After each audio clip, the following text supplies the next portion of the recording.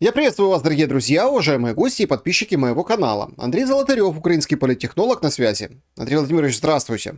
Здравствуйте, Александр. Тут, похоже, оправдались или как сбылись предзнаменования или предсказания или анонсы, предупреждения Украинского центра дезинформации. Выходит материал, достаточно, какой популярный человек Дэниел Ханнан из The Telegraph с как бы прямым текстом, обоснованием, почему Путин побеждает и будет эта победа сокрушительная. Целый ряд, скажем так, приводят аргументов в этом ключе Дэниел Ханнан. И, в общем, уверен, что инициатива на фронте переходит к российским военным. И вообще, как бы нужно, собственно, успеть найти варианты заключения мира, при котором Россия бы не выглядела как однозначной победительницей. То есть, вот такие посылы мы читаем в The Telegraph. Смотрите, может быть, конечно, я иронизирую, что центр дезинформации украинский, он как бы как в воду глядел, но статья очень резонансная. Что скажете по поводу этого? Это можно было сделать в августе и даже в апреле, когда клиентела одного олигарха, владеющего самым правдивым интернет-изданием, собственно, разместила материалы, с которого следовало о том, что Зеленский привел войну, Зеленский во всем виновен. Уже можно было говорить о том, что что-то назревает. Это еще до всей этой истории с наступлением, собственно, было понятно, что куда разворачивается ситуация. А летом, в конце августа, просто были сняты все табу на критику Киева, и в том числе персонально Зеленского. Поэтому можно было уже так, сразу, не дожидаясь появления статей Саймона Шустера, рассказывать о том, что это все ФСБ всех купило, и миллиард тратит на подкуп европейских и американских медиа. Но дело в том, что вот эти ресурсы этого пиар-управления в условиях, когда теряется доверие между, как говорится, подданными и властью, в этой ситуации, это уже не поможет. И более того, можно нарваться на серьезные неприятности, ибо, допустим, можно написать о том, что тот же Саймон Шустер, его подрядили, Кремль его подрядил, потребует доказательства. И могут потянуть в суд. И ребята могут оказаться в крайне неловком, мягко говоря, положении. Поэтому, тут понятно, что Кремль будет этим пользоваться. Понятно, что механизмы размещения джинсы, когда-то даже речи Генсека в американских медиа, газетах публиковались. За живые деньги. Но это было еще в советское время, в стародавние времена, которые мало кто помнит. Но размещать, безусловно, Кремль материалы будет. Но явно не в этом объеме. Понимаете, в чем дело? То есть я хочу вот здесь просто ремарку эту вставить, потому что это не похоже на джинсу. Это вот Нет, он рассуждает, вот он видит это так, понимаете, а весь мир читает. Дело в том, что уважаемым журналистам им формируют рамку, доводят до сведения. А дальше это уже вопрос творчества. Но это явно, я согласен, что это явно не джинса, поскольку идет целый ряд публикаций авторитетных и уважаемых медиа, где, как говорится, за мелкий прайс подобные вопросы не решишь. Поэтому другое дело, опять же, Кремль, безусловно, этим пользоваться будет. Более того, я отмечаю то, что пошла перестройка и пропагандистской работы. Пропаганда у агрессора стала намного эффективнее, намного качественнее, и это следует признать. Другое дело, то, что наши по-прежнему как сели в марте в одну дуду, и, как говорится, кто не с нами, тот против нас, со всеми вытекающими, и в итоге приехали к тому, чему приехали. И более того, я скажу, даже Кириенко недавно собирал представители новых медиа относительно с вопросами там, перестройки информационной работы, блокирования западной повестки дня. То есть прекрасно понимают, о том, что, допустим, ну, Соловьев, Скобеев поприелись. То есть у них, скажем, такая сегментированная аудитория. А вот как дойти до молодежи, ну, вот об этом думают. Поэтому пропаганда такая вещь, когда надо работать очень гибко. А у нас, по-моему, вот как президент попал в окружение, ну, ему кладут на стол, как говорится, красивые, скажем так, цифры. Ну, такая теплая информационная ванна. То, ну, боюсь, что такая теплая информационная ванна может оказаться из крови украинских солдат в итоге. То есть, всегда, особенно в условиях войны, важно, чтобы работала многоканальная система поступления информации. Вот. А когда пытаются вот эту жить в виртуальном мире, ну, рано или поздно происходит жесткое столкновение с реальностью. Вот сейчас по вот этим публикации, которые идут в европейских и американских медиа, они это наглядно демонстрируют, то, что все проходит. В том числе и овации, и, как говорится, табуирование любой критики. То есть, все, этот период закончился. Теперь, ну, льют на голову холодную воду. Так а что сейчас за период? Как выглядит, будет выглядеть Украина? И, собственно, чем будут помогать? Пока, опять же, идут разговоры, но помощь сокращается. И это факт. И то, что мы видели на этой неделе, ну, знаете, не республиканцы же от помощи Украины не отказываются. Но давайте вспомним, кто принимал решение о выводе американских войск из Афганистана? Трамп. А шишки посыпались на голову дедушки Байдена. Вот. А почему бы еще и с Украиной так не повесить то, что назовут проигрышем Соединенных Штатов Америки, на демократов? Тем более в политической борьбе все средства хороши. И вот то, что мы увидели, это как раз ситуация, когда Украина оказывается заложником внутрипартийных, межпартийных разборок, внутриполитической борьбы в Соединенных Штатах. Ведь понятно, да, что у Байдена есть определенные обязательства там, перед потенциальными спонсорами демократической партии из среды ВПК. Ну, а тут, когда вопрос подвисает, и недвусмысленно дают понять, что и мы тоже хотим поучаствовать в празднике жизни. Ну, случаются вот такие казусы, когда президенту приходится отказываться от возможности заявить позицию в ситуации, когда все уже предопределено. Ну, зачем? Да, тут абсолютно согласен. Нет смысла стучаться в закрытую дверь. Когда еще до вот этого закрытого брифинга было понятно в том, что решение по пакету помощи будет негативным. Я думаю, если до 15 декабря, до ухода Конгресса на каникулы, вопрос не будет решен, то все это затянется. Другое дело то, что никто не обращает внимания на то, что у президента Соединенных Штатов и у Пентагона есть и другие возможности там, по оказанию помощи Украине. В том числе там, боеприпасами, военной техникой. Но почему-то эти механизмы вот в этой ситуации, когда возник кризис, ну, как-то задействуются очень слабо или в таком смехотворном объеме. Там, по 100-200 миллионов долларов.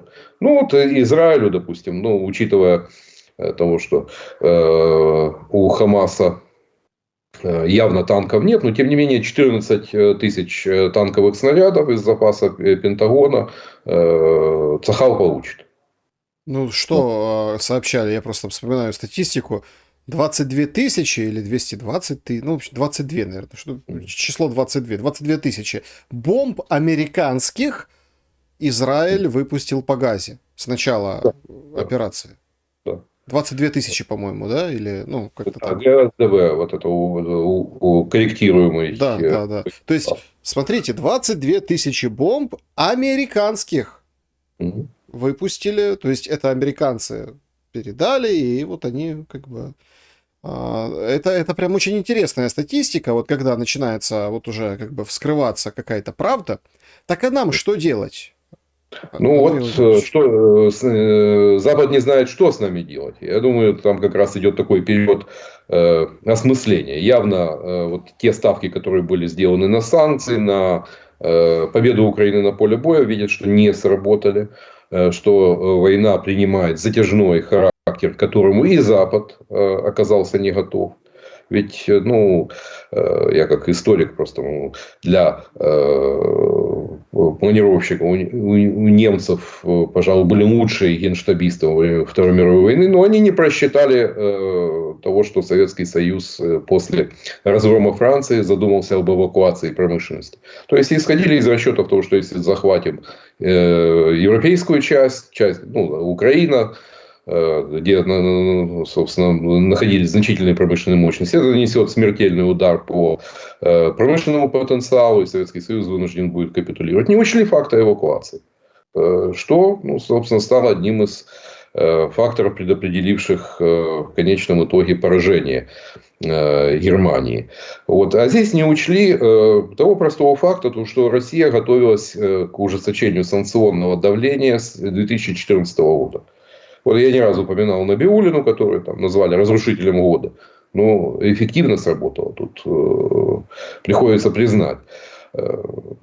Нравится нам это или нет, но, как говорится, к такому повороту событий Россия оказалась готова. То есть, и санкционное давление, то есть, посмотрите, как начал активно осуществлять внешнеторговую деятельность маленький Кыргызстан. Все становится на свои места. Мгм. И в этой ситуации не понимают, нет понимания, то есть как тянуть. То есть год назад я прекрасно помню, что Соединенные Штаты обещали нарастить там, в 5 или в 6 раз выпуск снарядов для украинской армии, но сегодня под Авдеевкой говорят о дефиците. Уже говорят о дефиците 155 миллиметров боеприпасов, и это тревожный звоночек. Тем более, опять же, другой пример, который я часто привожу, это с Вьетнамской войной. Ведь Соединенные Штаты не отказывались от поддержки Южного Вьетнама. Ни разу. Но просто прошла задержка по политическим причинам пакета военной помощи на 400 миллионов долларов.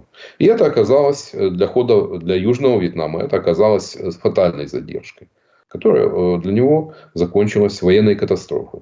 Вот, и в этой ситуации я опасаюсь того, что вопрос могут заиграть до такой степени, что это может принять для нас крайне неприятный оборот, если не сказать катастрофический. С другой стороны, есть те, кто говорит о том, что вот таким путем Украину толкают к переговорам. И, соответственно, встречный вопрос. Готова ли Россия к таким переговорам? Да, заявляют, мы никогда не отказывались. С другой стороны, мы слышим Кадырова, Мединского. И в информационном поле там дискутируется, пока есть такая эйфорическая состояние о том, что еще чуть-чуть додавить, и, как говорится, Украина схлопнется. Вот, и обсуждают просто капитуляция или безоговорочно капитуляция Украины. Это такое тревожная для нас ситуация, поскольку, как говорится, год назад мы могли зайти, как говорится, гораздо в лучших переговорных позициях. Тогда все уповали на то, что будет успешное наступление, что будем пить кофе на набережной Ялты. Там разные сроки называли, но суть сводилась к тому, что вот только выйдут Леопарды и Брэдли, как москали побегут. Насталося так, как гадалось. Андрей Владимирович, Умеров говорит, работать будем в 24-м, чтобы россияне ушли сами. Угу. Из Крыма. Ага. Это прям, это вот вообще что-то новое. Понятно, у нас новый министр обороны. Я не знаю, сколько можно называть его новым, потому что он уже отметился и в Соединенных Штатах Америки. Опять-таки, злые языки народного депутата Гончаренко говорят нам, что критикует он Залужного в Америке. Видимо, играет какую-то комбинацию политическую. Его, скажем так, отношения с главой офиса нормализовались, все устаканилось, хотя он, скажем, явно не был креатурой главы офиса, когда его назначали. Это наши партнеры, как говорится, акцептировали. Но явно вот сейчас он играет на стороне офиса. Вот, во всей этой истории. Но что касается его заявления, ну, это мы пихали паровоз без трубы и без колес.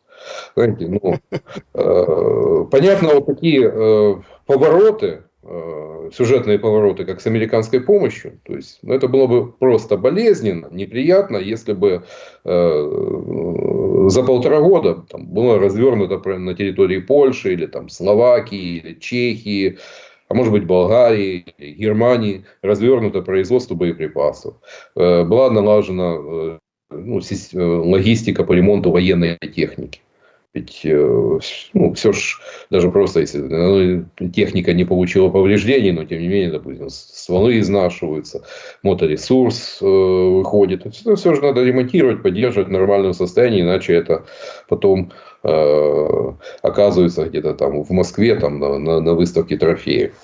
Вот. Ну, очень много вопросов. Ну, рассказывать о том, что там мы многократно нарастили выпуск снарядов, как-то пока, если их если до 2022 года их выпуск был равен нулю, ну, несложно многократно, там, выпустив 10 или 20 снарядов, показательно для выставки, заявить о том, что многократно. Вот этот вот всеторжествующий пиар-управление, то есть, когда пытаются...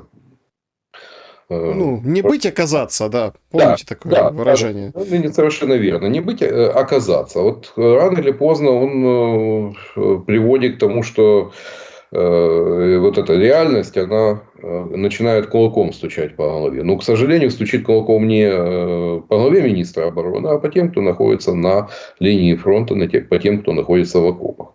К сожалению, вот за это время, у нас собирали историю с армией дронов, по-моему, даже дети знают о том, кто у нас собирает, что, но теперь одна из, как говорится, активных волонтеров в этом направлении рассказывает о том, что и тут многократно проигрываем, там, в несколько раз. Да, вы имеете в виду кандидата на пост Да. министра обороны Украины, госпожу Берлинскую, которая, откровениями своими просто, если так разобраться, поразила, да. А, собственно, чем ее откровения отличаются от того, что выходит в европейских и американских медиа? Вот по большому счету. Ровным счетом ничем.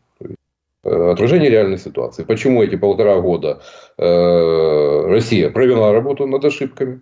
То есть, ведь в начале войны у них не было абсолютно, у них были проблемы как раз. Да, у них были Орланы, да, у них там небольших количествах ланцеты, но по тем же FPV-дронам там отставали кардинально. То есть, за год с небольшим сумели переломить ситуацию. А где здесь мы? Спрашивается. Тем более, деньги собирали. И деньги немалые. Где эти дроны? Там же есть разница. Это ж многие дроны представляют собой... вот у них, когда говоришь, там, FPV-дроны, они представляют вот этот DJI Mavic. Простейший, то есть, бытовой, которым до войны многие там баловались, там, снимали свадьбы, там... свои маетки или там природу, но FPV это немножко другое, там надо готовить операторов, это когда с вот этими очками дополненной реальности, причем FPV дрон такой, что управлять им посложнее будет. То есть, если там, как говорится, ты с DJI Mavic ты можешь там зависнуть, о чем-то задуматься, то с тем дроном все намного сложнее. То есть, вещь, которая требует инфраструктуры, подготовки кадров. Вот. Как-то отставание в 5 раз, даже при том, что говорим о переходе в оборону, вот это напрягает. Поскольку, да, вот прогноз в том, что в следующем 2024 году основным средством поражения живой силы и техники противника станут вот эти FPV-дроны. Не пулеметы и колючая проволока, как в Первую мировую войну, не артиллерия, как во Вторую мировую, а как раз FPV-дроны. которые там, с тепловизионной камерой позволяют и ночью находить технику противника, то есть и от которых спрятаться ой, как непросто. Ну, тем более, что на подходе и дроны с искусственным интеллектом, которых не заглушишь рэбом, то есть и которые будут самостоятельно принимать решения о поражении. Ну, штука опасная, это да, вспоминается Терминатор, еще, как говорится, к чему это может привести. Но, тем не менее, мы стоим на пороге таких переворотов в военном деле. Так вот мы с вами вроде как обсуждаем, да, но я не понял, что мы можем сделать, чтобы русские ушли из Крыма. А пока ровным счетом ничего, поскольку окно возможностей для наступления при нынешнем обеспечении вооруженных сил Украины боеприпасами, техникой, личным составом, это окно возможностей закрылось. И пора был президент Чехии Павел. Ну, все-таки военный он, как говорится, ему никому в рот не надо было заглядывать. Он говорил о том, что у вооруженных сил Украины будет только одна попытка. То есть, следовательно, ну, что остается? Ну, получается, эта одна попытка закончилась. Да, да, да. Как это не прискорбно признавать, но вариантов в этой ситуации, ну, то есть Залужный все очень трезво, четко и по полочкам разложил. То есть тут добавить нечего. Главное не потерять еще территории или все не потерять в этой ситуации, чтобы не обвалить фронт. Не знаю, что там вот за Авдеевкой. Там строится ли какая-то линия укрепления. Ведь Нигде, да. И да, русские как это готовятся к будет выглядеть? Да. третьему штурму Авдеевки. И там, как бы там на меня не обижались за то, что у меня там скептически рассматривал перспективу удержания Авдеевки, но тем не менее все видят, к чему идет.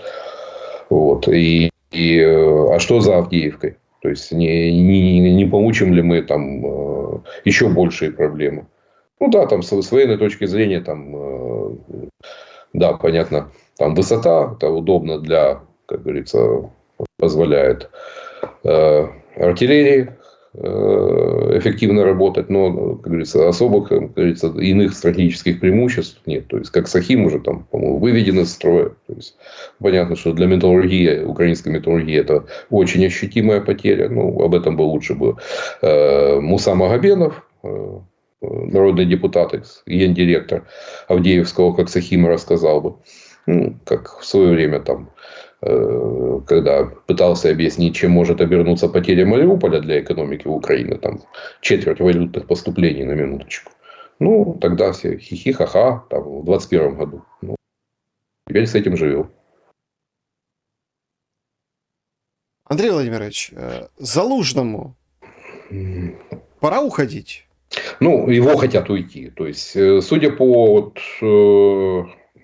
такие планы существуют. Другое дело, возможно, от их реализации удерживают партнеры, которые прекрасно понимают, к чему это может привести. То есть, ни к чему хорошему это не приведет в этой ситуации. То есть, когда попытки найти, повесить ответственность, сделать кого-то крайним в этой ситуации.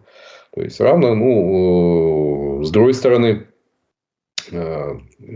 с политической, если рассматривать там, сугубо, там, абстрагироваться от того, что происходит на фронте, то есть, и какое может быть трагическое развитие событий, то, ну, как говорится, я хотел, я пытался, но мне не дали. Это идеальная стартовая площадка. Вот у украинской политики так. Я просто почему? Я просто вот подумал, да, вот так, ну, опять-таки, вы как политтехнолог должны привести в чувство, да? Потому что эмоций много вокруг Залужного. Да. Ну, вот эмоций. А как бы логика и логично, если ты видишь, ну, как бы лошадь сдохла, слазь, ну, условно, руководствуясь этим принципом, твоя задача, возможно, самому спокойно написать заявление, уйти, отойти, и тем более, что если вот такая ситуация, которая сейчас, и потом не отсвечивать. Ну, условно. Это вот так, наверное, правильно. С другой стороны, мы понимаем, что Залужный просто так уже не уйдет. Слишком много было сказано, как говорится, ну, о нем, вокруг него много всяких речей. То есть, уже здесь нужно играть или как доигрывать до конца. Вот как вы видите этот Ну, процесс? знаете, на одной чаше, да, если исходить с точки зрения политической целесообразности, там, старта политической карьеры, то можно и уходить в этой ситуации. Рассказать о том, что как политическая целесообразность давлела над военной необходимостью. Ну да, Какие... как Зеленский не умеет воевать, ну, образно. Ну, Ну, ведь ну, с вроде другой должен был уметь, это, да. это мне напоминает, опять же, вот как в мемуарах, там все валили на Адольфа Алаизовича. То есть, мы вот бравые генералы вермахта бы победили, но вот этот ефрейтор, не имевший ни малейшего представления о военной стратегии, все Испортил, да. да, украл победу. Хотя, по большому счету, для вермахта все могло плохо закончиться уже зимой 1941 года. И именно как раз требование Гитлера держаться любой ценой, оно уберегло от еще там, от более масштабной катастрофы. Но дело не в этом. Залужный военный. И ему уйти в этой ситуации, он прекрасно понимает, том, что, к чему это может привести. Плюс это прекрасно понимают и партнеры. Вот. И очевидно, они выступают, сглаживают, они модерируют, чтобы конфликт не приобрел более острые черты. И, собственно, приезд Остина, как бы, как долетали слухи о том, что он попросил воздержаться от резких шагов. То есть, возможно, поэтому, как говорится, все остаются на своих местах по состоянию на сегодня. Что будет через 2-3 недели? То есть, что будет в случае потери Авдеевки? То есть,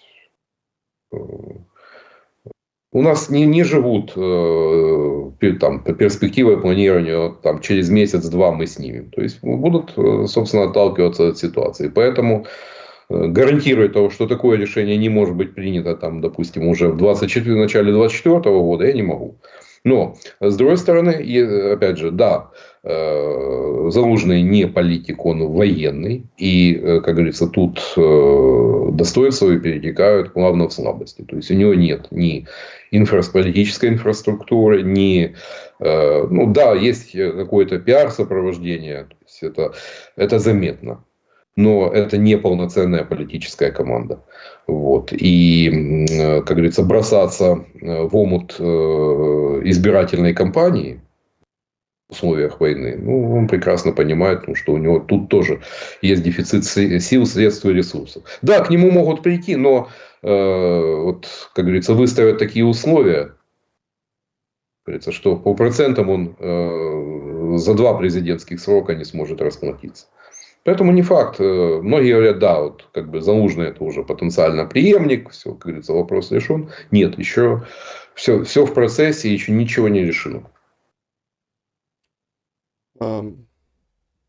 Тут Институт изучения войны пишет, что, собственно, удар 8 декабря, ракетный удар 8 декабря, он как бы подготовка или начало, да, вот этого, ну, как бы другой тактики уничтожения энергоинфраструктуры украинской.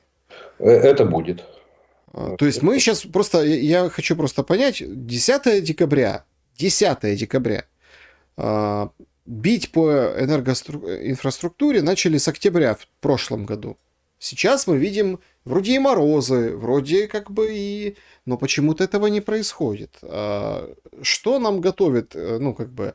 Это какой-то сюрприз неприятный готовят русские? Или какой-то, ну, тактика поменялась? Александр, ну, может быть, под праздники. Вот под это новое Рождество, которое там у ПЦУ и греко-католиков там, 25 декабря, по-моему, и Новый год, вот, да, возможно, как говорится, испортить праздники, потому что я прекрасно помню прошлый Новый год, как раз вот наблюдал, как над Житомирской трассой сбивали беспилотники в новогоднюю ночь. Поэтому тут, возможно, накапливают силы, возможно, изменят тактику. И то, что вот эти волны шахедов, летающие по странному маршруту, мне как раз у меня такое ощущение, я не военный эксперт, может быть, там те, кто разбирается в нюансах работы противовоздушной обороны, подскажут.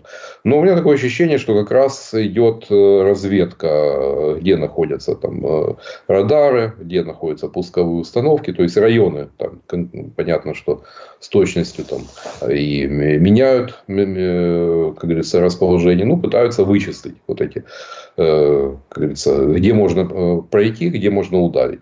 Ну, то, что удары по инфраструктуре будут, это определенно, потому что январь, судя по всему, ну, теплым не будет, как в прошлом году. Вот. И тогда, очевидно, будет попытка номер 2 масштабно ударить по инфраструктуре. Потому что то, что делалось Почему? в прошлом году, несмотря на весь ущерб, оно не привело к каким-то катастрофическим последствиям для украинской энергосистемы. Да, ущерб большой, серьезный, но далеко не катастрофический. Почему сожгли в Днепре мемориал, ну, такой хаотический, да, вот они, люди сами сделали, мемориал по погибшим от ракетного удара? Ну, как говорится, идиотов без царя в голове везде хватает. Вот. Банально, вполне допускаю банальное хулиганство без какого-то политического подтекста и, как говорится, желания чего-то донести. Вполне возможно, подростки. Вот. Тут можно только гадать. Ну, и я не вижу здесь какой-то политической подоплеки. И, как говорится, там некоторые, там, вот, дескать, не совсем нравилась вот эта инициатива кое-кому там в коридорах городской власти. Но я не думаю. Это, скажем так, предположение не, как говорится, не аргументированные какими-либо там фактами. Вот. Андрей Владимирович, тут военкомом уже рожи чистят на Закарпатье. Причем, Ну, причем это попадается, ну, и на видео, и это все, собственно, как бы, ну, в одном из городков Закарпатья, да, то есть есть видео, где там двое человек проходили, там что-то напали, набросились на военкома, там выбежал другой, в общем, подрались. Хотя военком стоял, курил себе у крыльца военкомата, там и условно. другая версия, что это там бывший там наркозависимый, который пошел служить в ВСУ, и, дескать, там какой-то личный конфликт был. Да, Ну, то то есть, есть, ну, мы видим. да, Мы видим это ну, уже как, ну, определенная реакция, да, то есть мы, да, ну, Александр. раньше, как бы, я просто вспоминаю, как вот, ну, какой мобилизация была и какой она стала. Ну, простите, раньше там, С папочкой сейчас ходят с автоматами в бронежилетах и в касках. Явно мобилизация принимает более агрессивный, более жесткий характер. Ну, что мы видели там, тем более, что целый месяц раскручивалось вот этот вой был в аффилированных с властью телеграм-каналах относительно того, что вот клубы, рестораны и т.д. и т.п. Ну, пожалуйста, вот вам клубы и рестораны. Даже там в бизнес-центре в Спортлайф, в IQ, там, где Коля Тищенко качается, зашли, как говорится, с рейдом. так а кого поймали? Подождите. Вот. Ну, не докладывают, вот, допустим, в Косино там поймали 2 человек, которые прошли военно-лечебную комиссию, но не явились на призыв. Ну, аж 2 человек, ну, там, напугали, там, как говорится, прогремели на всю страну. Тем более, что там с полсотни, наверное, там в бронежилетах, касках, в 2 километрах от венгерской границы. Ну, москальский снаряд где-то там прилетит. Ну, это понятно, что никакой военной необходимости, там, каска, автомат, ну, это явно, ну, как говорится, элемент устрашения. То есть, это как бы показывает, что мобилизация примет, принуждение к мобилизации примет куда более жесткий характер, чем это было раньше. Если раньше ходили с папочкой, то сейчас с автоматом.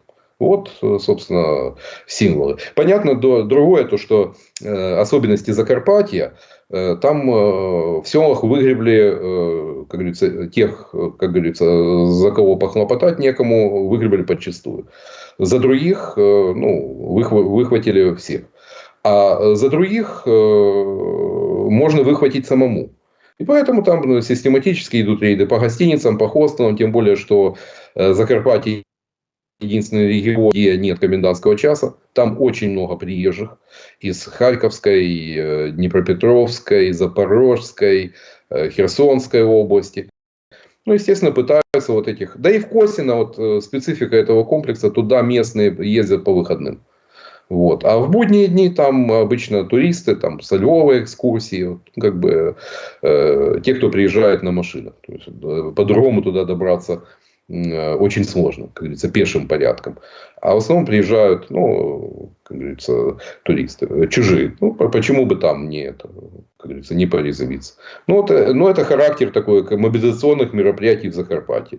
Вот как вы выловили водителя, там, который привез детей на соревнования ночью из Хостела и уже утром там ровно там, в учебный центр. Ну, вот примерно так же и с Косино.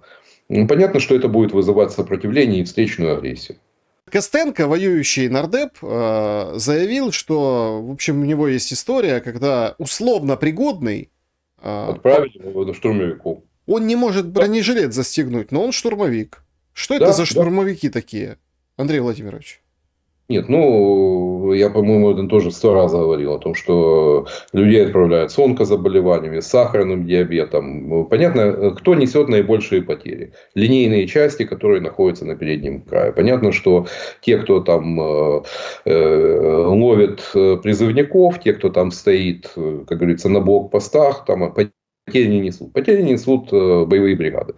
И вот этот дефицит людей приходится как заполнять. Тем более, что и в боевых бригадах там внутри свои проблемы, есть отказники, так называемые 500-е. И эта цифра отказников совсем не маленькая. Естественно, приходится затыкать людьми условно пригодными. Там Костенко сказал другие золотые слова о том, что если государство постоянно обманывает, то и люди будут постоянно обманывать государство. То есть, я думаю, что могут в этих условиях могут поднять, да, там не 10%, но выполнить на 20%. Но все равно это не решает проблемы вооруженных сил Украины. Тем более, вот эта планка, по-моему, это безумно проговорилось относительно того, что ежемесячно надо 20 тысяч. Ну, из этого, как говорится, болтун находка для шпиона. Как говорили раньше в советские времена. 20 тысяч, если это ежемесячно необходимо. Понятно, что это не, там, не тыловиков, 20 тысяч это убыль раненых, убитых, попавших в плен, то есть потери. Ну, несложно предположить, что 5-7 тысяч в месяц только убитыми, вот, исходя из этой цифры, получается такая трагическая статистика. И это все, естественно, надо восполнять. А в этой ситуации кого? Опять же, тех, кто, как говорится, безропотно подчиняется. Вот такие попадают такие штурмовики.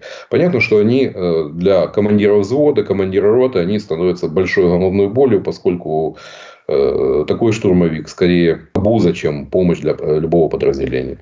То есть, не говоря о том, что многие из них просто элементарно демотивированы и не горят желанием воевать. Это и другая ипостась проблемы, поскольку никто не снимал проблему разложения. То есть, один отказник, он может разложить отделение, оно может, в котором есть отказник, и может разложить взвод, со всеми вытекающими последствиями. Командиры это знают. Андрей Владимирович, похоже, Кличко политический не жилец. Нехороший симптом, правда. Вот, судя по всему, Щорс ответил за метро. Вот. Да. Оксюморон. Щорс, стоявший на перекрестке с улицей Петлюры. Это, конечно, жесть. Понятно то, что нужно было переключить внимание. Собственно, с изящностью слона это сделал сначала Белоцерковец, который там обвинил Януковича и Азарова в том, что там нарушено. Елки-палки, вы уже 10 лет в коридорах власти. Киевской власти. Почти 10 лет. Но за это время, как говорится, совершаются экономические чудеса. Восстают из руин города. Но, по-моему, тут идет обратный процесс. То есть процесс разрушения. К сожалению, ну, знаете, я бы наблюдал, помню, Киев начала 90-х. Вот мне он казался намного уютнее Москвы тогда.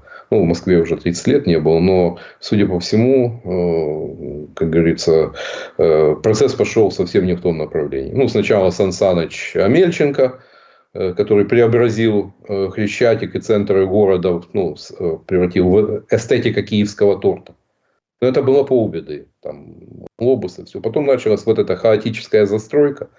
Это там на линиях метро торговые центры. Ну, к чему это может? Ну, это одна ипостась. Вот это хремастика, то есть прибыль, когда прибыль превыше всего. Ну, экономика, вот пресловутый большой базар, он диктует свои правила. То есть большой базар, он как говорится, игнорирует все существующие нормы, все, как говорится, не говоря уже об эстетике и правилах элементарного приличия, если маячит гешефт. Вот Киев, собственно, застраивался последние 20 лет в рамках этой логики. То есть за все рано или поздно приходится платить. И с метро, по-моему, эта ситуация. Ну, и не буду, как говорится, забывать о том, что потихонечку и теряется и компетенция, и опыт, и те люди, которые когда-то это строили. Но, как бы там ни было, мэр и его, как говорится, присны, при которых не было открыто ни одной станции метро. То есть, вот Винограда, понятно, об этом можно там надолго позабыть. Ну, которые в прошлом году благополучно занимались озеленением, укладкой плитки. Ну, теперь винят попередников. Ну, по-моему, Виталию Владимировичу это будет долго икаться. Но проблема еще и в другом. Потому что это люди, которые... Это проезжающие мимо. То есть, я уверен, что через там, 15-20 лет духу большинства членов этой команды не будет. Ну, ибо у них, кстати, люди, которые не любят Киев. Ну, да он для них ресурс, ступенька в карьерной лестнице. Но не больше. Ну, тот же белоцерковец. Ну, прибившийся в Киеве севастополец. Ну, уйдет куда-то, что его с Киевом связывает. Поэтому и такое отношение. Говорится, понятно, не дай бог еще вылезут проблемы с другими станциями метро. То есть там же заговорили о том, что неблагополучно там и линии, которые на Оболонь, что там с Контрактовой площадью есть проблемы. Ну, вот, может случиться такая оказия. Но я думаю, что полгода транспортного кошмара для жителей Голосеева, Теремков, там не только, там же и Гатная, там, ну, многие же ездят на работу в Киев, там, пока было метро, там, доехал маршруткой, сел на ипподроме и, как говорится, ты в центре. Теперь у них жизнь превратится в кошмар. Вот, впору где-то там поближе будет квартиру снимать. Но то, что мы увидели уже транспортный коллапс, даже в субботу была гигантская пробка, я думаю, Кличко это будет икаться очень долго. И не исключено, что это станет для него тем контрольным выстрелом в его, как говорится, политическую карьеру. Ну, смотрите, просто я почему вспомнил об этой теме, да, вот коллапс транспортный в Киеве. Так, ну, с таким раскладом никакого там президентства или какого-то похода Ну, в большую политику. Александр, ну это классический черный лебедь, поскольку это будет, да, понятно, что там несколько сот тысяч человек, живущие там на юге столицы, будут вспоминать ежедневно незлым тихим словом. Это будет ретранслироваться, естественно. Это будет ретранслироваться на всю страну. И вот эти моменты, то есть на, как говорится, модернизировать теплоцентрали, водоснабжение, у нас ресурсов нет, а, как говорится, там памятники сносить мы умеем, научились отпиливать копыта коню. Вот. Копыта коню, да, отпилили. Ну, на совесть все-таки делали, надо признать. Представляете? Во времена молодости первого президента Украины, да, потому что даже, как говорится, пришлось грубо резать металл. Вот. Но для Кличко, естественно, это может с высокой степенью вероятности станет для него вот тем самым черным лебедем, который все перевернет. Все существовавшие расклады. Причем Поскольку... вот самое интересное по поводу Щорса, да, ну буквально два слова я хотел бы остановиться. Не то, что там делали на совесть, там пришлось резать, а то, что, ну, Щорс-то он же украинец. Угу. Он же украинец. Это Причем Щорс, он воевал сначала за одних, потом за других, ну, имеется в виду, потом за большевиков, да, вот это все. да, с германскими оккупантами, ну и, допустим, и Петлюра же гетьмана Скоропадского свергал. Да, Вот. то есть, понимаете, и самое интересное, что вообще непонятно, как его убили. Ну, И к случилось сожалению, это в да, возрасте 24 лет. нет. Вы Ну, представляете? 24 года. Ну, да, пацан. да. К сожалению, такова была судьба очень многих персонажей гражданской войны. Но тут другое. Тут, к сожалению, вот все пытаются, ну, как говорится, а забывают о том, что это фактически попытка переиграть историю. Вот, спустя 100 лет. Стоит ли ворошить, трогать мертвых и воевать с памятниками, это отдельная тема. Но то, как это делается, понятно, что ни один адекватный человек этому аплодировать не может. То есть, в каких это условиях. Ну, если у вас лишние краны, то почему эти краны не работают там, на строительстве фортификационных сооружений? Ну, вот спрашивается ресурсы.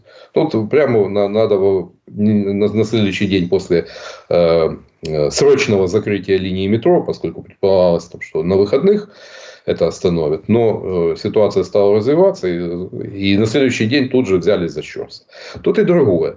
Ведь, как говорится, поговаривали, что его же, как говорится, по приказанию товарища Троцкого убрали, которому излишняя самостоятельность Щорса не нравилась, да, и обвиняли его в украинском буржуазном национализме.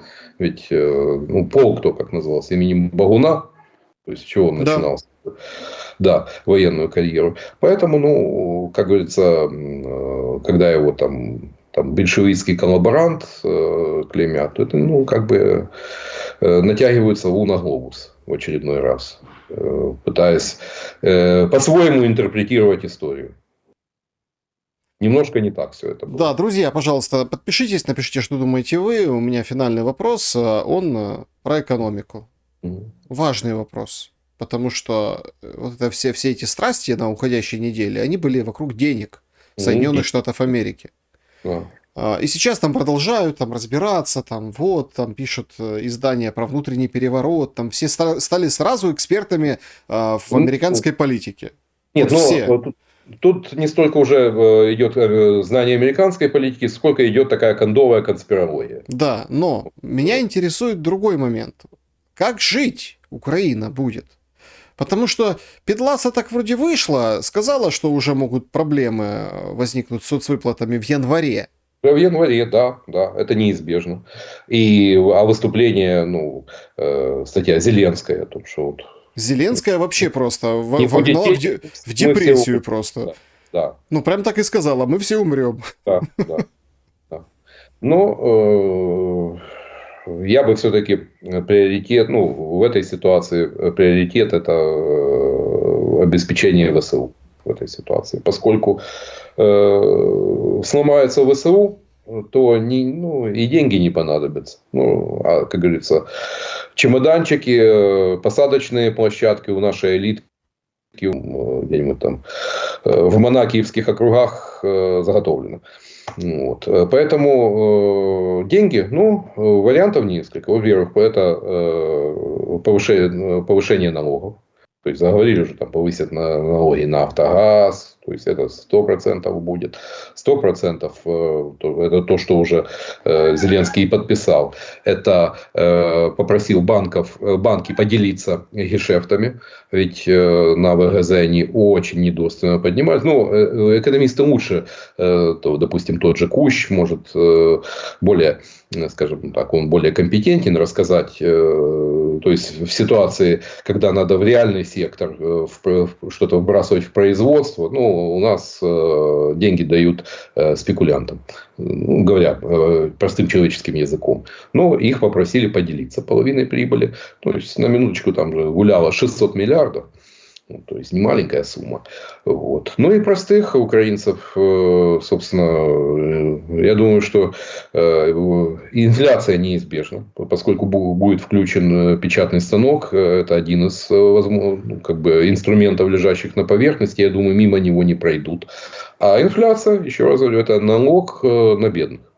То есть, и бедные это ощутят, поскольку ни пенсии, ни зарплаты бюджетников, то есть, те, которые там внизу пищевой цепочки, они подниматься не будут. То есть, возможны задержки. Ну, то, что уже молодые люди не помнят, как в 90-е годы там месяцами не платили зарплаты бюджетникам, там, преподаватели тех же вузов, врачи жили на подножном. Ну, кто что принесет, с кого что где-то что-то удастся подхватить, вот с того и жили. Ну, возможно, вот к такой ситуации вернемся.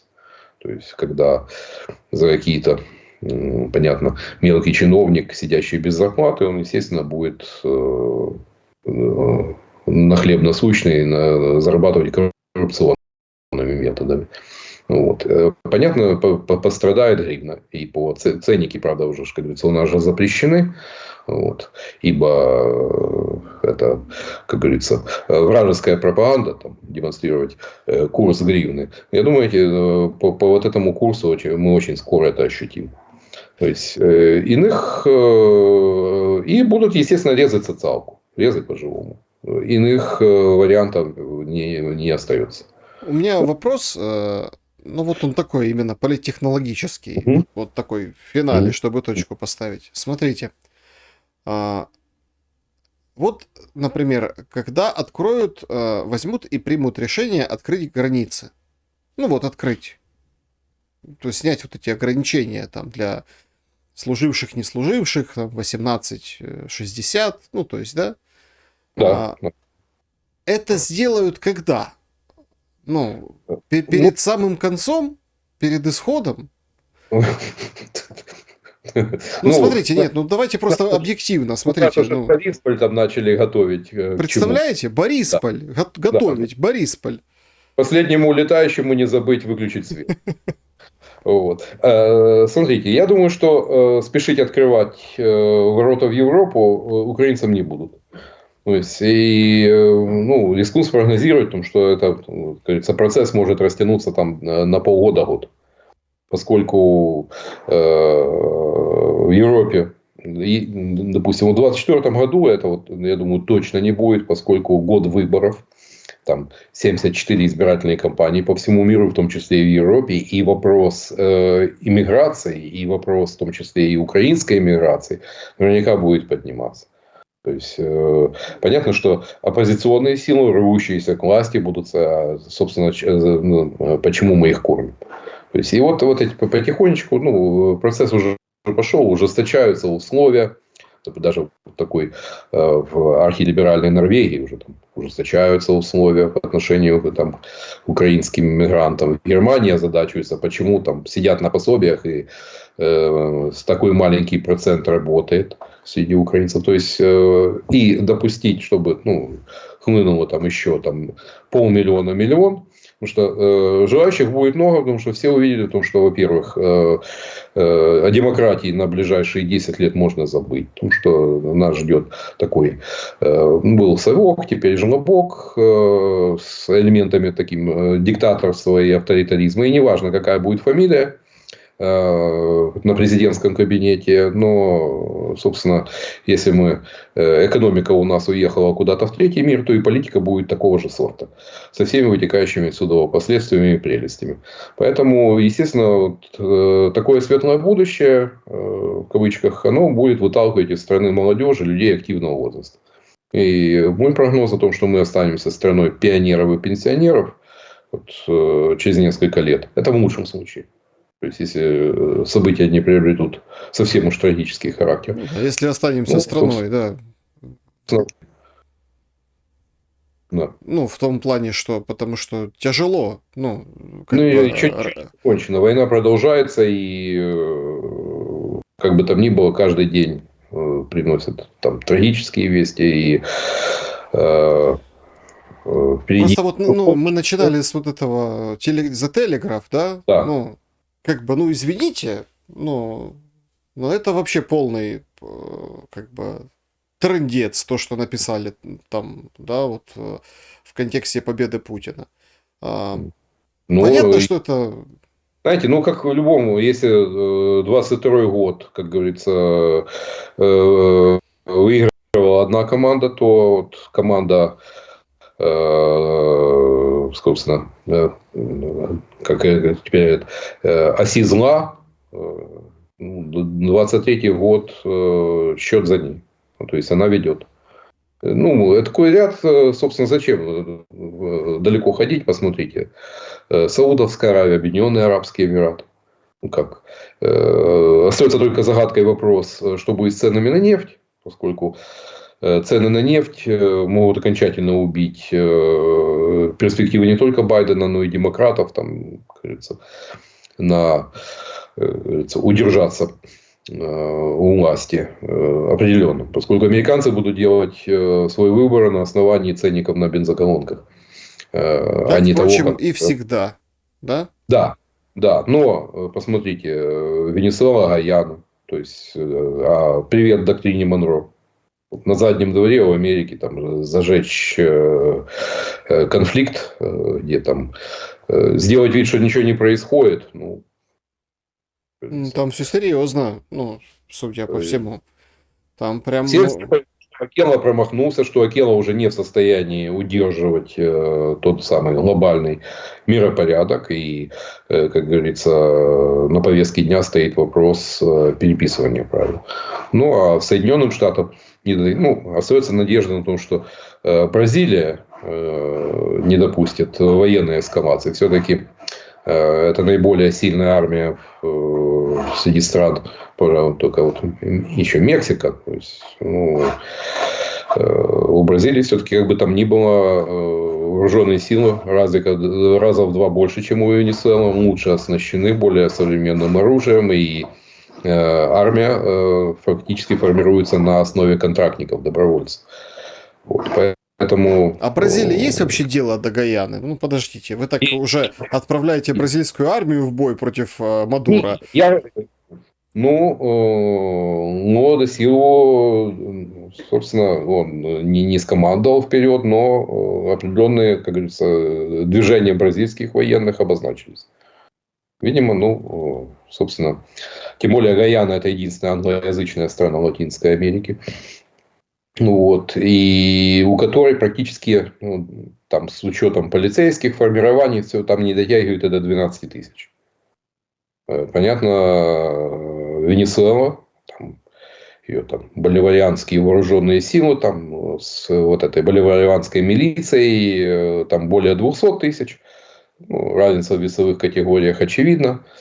Вот, у Венесуэлы там 230 танков, у Гаяны, по-моему, 6. Вопрос даже не в этом, там очень такая сложная, труднопроходимая местность. Но рядом Бразилия, у которой есть свой интерес. Но с кризисом, вот с этим регионом Эссекибо, то остается стойкое ощущение того, что там товарищ Си и Путин такие подсказали ход мысли. То есть 200, там, уже в 2015 году они поднимали вопрос, но 200 лет вопрос этого региона не поднимался после арбитража в пользу Британии. А тут вдруг решили сделать 24-м штатом. Явно ломают правила игры и, как говорится, показывают о том, что как раньше уже не будет. Смотрим за развитием событий.